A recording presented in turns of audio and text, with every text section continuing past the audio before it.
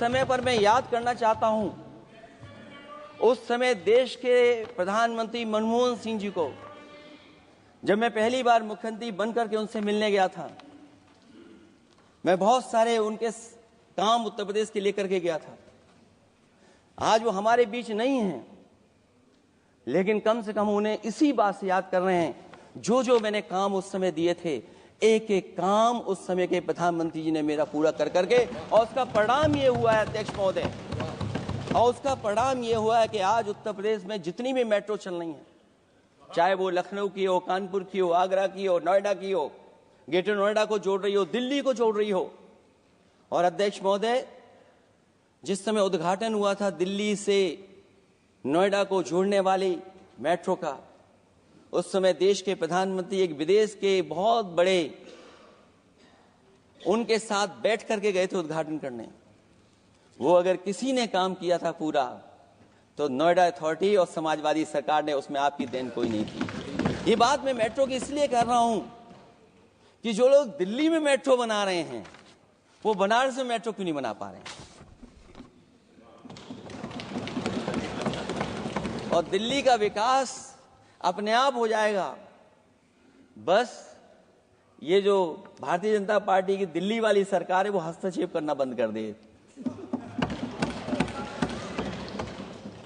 अध्यक्ष महोदय, river linking का कार्यक्रम कुछ दिन पहले प्रधानमंत्री जी ने किया।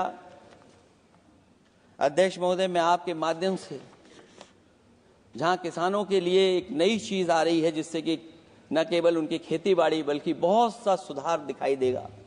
खेती बाड़ी को भी पानी मिलेगा, पीने का भी पानी होगा।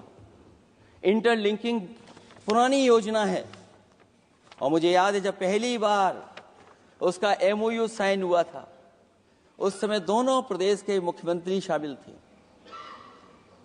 लेकिन जब उद्घाटन हुआ है तो दोनों के प्रदेश के मुख्यमंत्री वहां से गायब थे। और वो कारण अगर जानना चाहोगे तो वो कारण भी बता दूंगा अगर आप कहोगे तो। जहां इंटरलिंकिंग हो रही रिवर की, ये अच्छी योजना है। 40,000 करोड़ रुपए आप खर्च करने जा रहे हैं। लाखों लाख जमीन उत्तर प्रदेश और मध्य प्रदेश की सिंचाई के लिए शामिल हो जाएगी। लोगों को पीने का पानी मिलेगा। लेकिन जिनकी जमीन जाएगी, उन किसानों को, गरीबों को क्या सरकार मदद कर रही है? लैंड एक्विजिशन मैंने भी की एक समय पर, और मुझे याद है अध्यक्ष महोदय, जब मैंने लैंड एक्विजिशन किया था, उसमें भारत का ये लैंड एक्विजिशन एक्ट नहीं आया था। मैंने किसानों से बातचीत की थी और किसानों से समझाया कि ये योजना से, परियोजना से क्या लाभ होने जा रहा है। वहां के किसान तैयार हो गए, और उसका परिणाम यह था कि 21 महीने में देश का सबसे बेहतरीन एक्सप्रेसवे और जमीन एक्वायर कर करके हम लोगों ने बना करके दिखा दिया। और जब उद्घाटन हुआ था तो उसमें भारतीय वायुसेना के विमान सुखोई और मिराज को उतार करके हम लोगों ने उद्घाटन किया था उसका। ये बात मैं इसलिए बता रहा हूं, जिस हाईवे पर देश के प्रधानमंत्री उतरे थे और उद्घाटन के बाद प्रधानमंत्री जी के पीछे पीछे कोई चल करके आया था,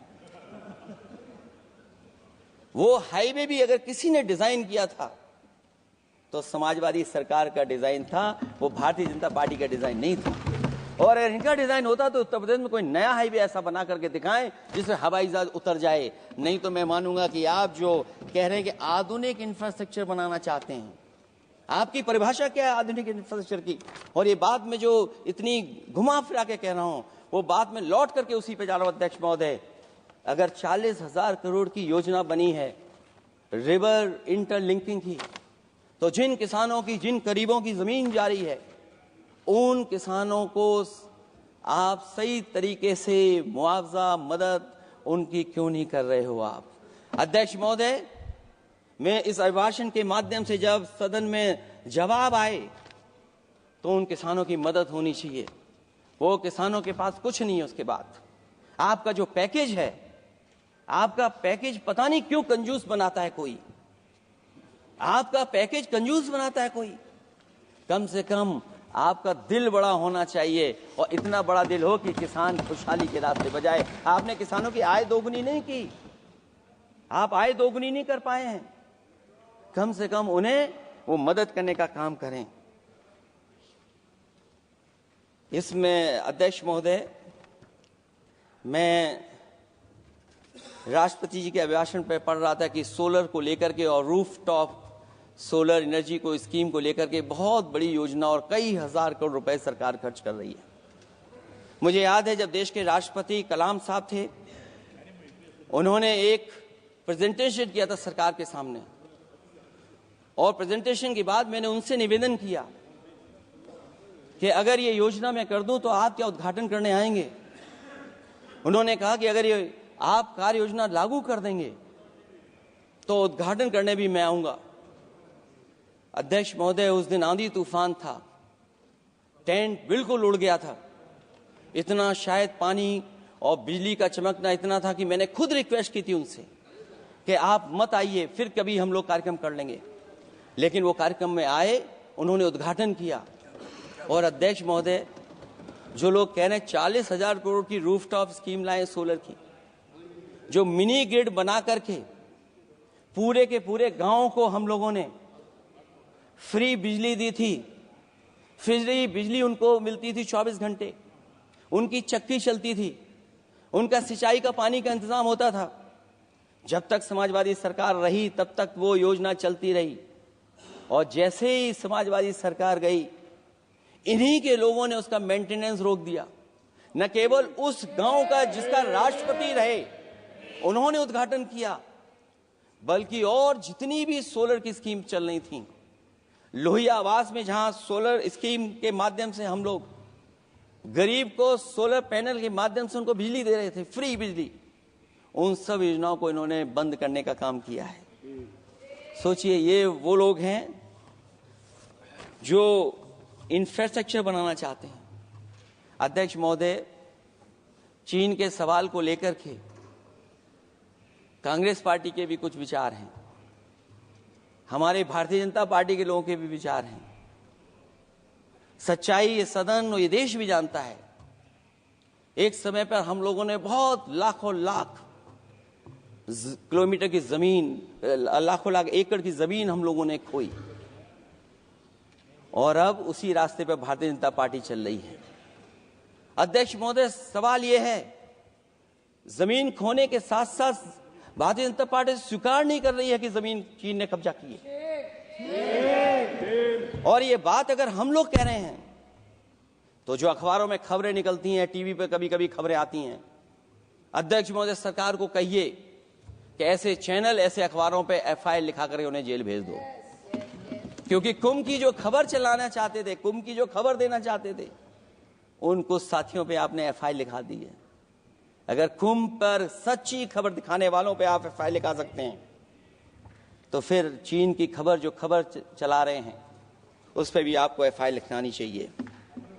दूसरा, हमारा एक जाति जनगणना का मसला बहुत पुराना है, ये कोई नया नहीं है। आरक्षण के सवाल पर इस देश में दक्षिण भारत से लेकर के उत्तर भारत में और देश में जगह जगह पर बहुत सारे नेता ऐसे रहे जो आज हमारे बीच नहीं हैं, जिनकी वजह से हम आज उस आंदोलन को आगे ले जा रहे हैं। बाबा साहब भीमराव अंबेडकर जी का जो संविधान है, उसके तहत जो हमें हक अधिकार मिले हैं, आरक्षण की व्यवस्था है, उस व्यवस्था को और मजबूत बनाने के लिए जाति जनगणना होना चाहिए। उसके पक्ष में अब तो कांग्रेस पार्टी भी है, एक समय था जब कांग्रेस पार्टी उस पक्ष में नहीं थी। और अध्यक्ष महोदय, मैं बड़ी जिम्मेदारी के साथ कहना चाहता हूं, अगर उसी समय कांग्रेस पार्टी भी पक्ष में होती तो आज हमें आपके सामने खड़ा नहीं होना पता, मांगना नहीं पड़ता जाति जनगणना। लेकिन अध्यक्ष महोदय, मैं अपने कांग्रेस पार्टी के साथियों से भी कहना चाहूंगा,